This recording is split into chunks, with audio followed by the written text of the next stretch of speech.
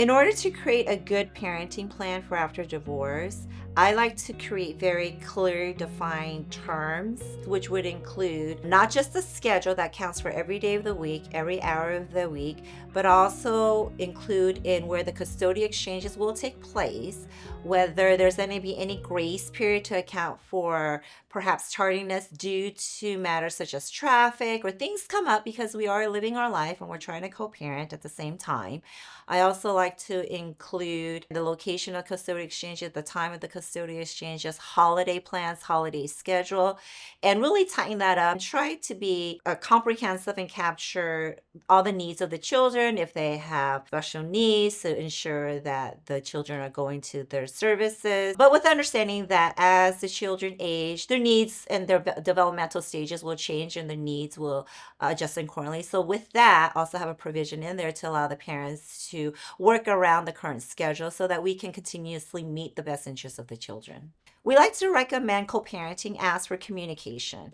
In California, where we're at, typically we recommend two common ones, and it's commonly known. One is OurFamilyWizard, and then the other one is TalkingParents. We prefer the apps over text because it keeps it within context, and there's certain features that are very helpful. You can see when the other parent or your co-parent views the message, and then you can kind of see where they're at, if they're responding or they're not. Nothing can get deleted. So everything is within context. There's no messing with the text messages. It keeps everybody in line. And we're only supposed to be using these apps to discuss the children. So we're not berating each other. We're not talking about the community assets and debt. So I really, really encourage, and we find it very useful for parents who are co-parent to use these apps.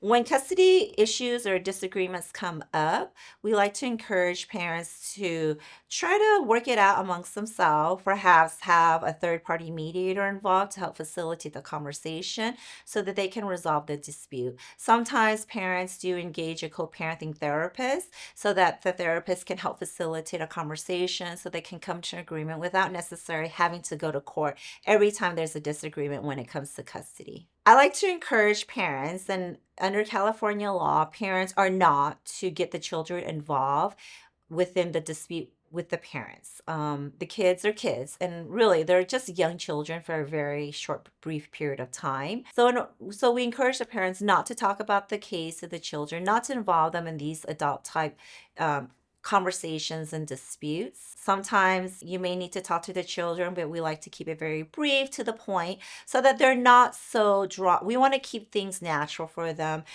with the understanding that they are navigating between two households so that they can have a healthy upbringing. If you have any questions about co-parenting after your divorce, give us a call here at the law offices of Kim Lin Huang for a free case evaluation to see how we can help you.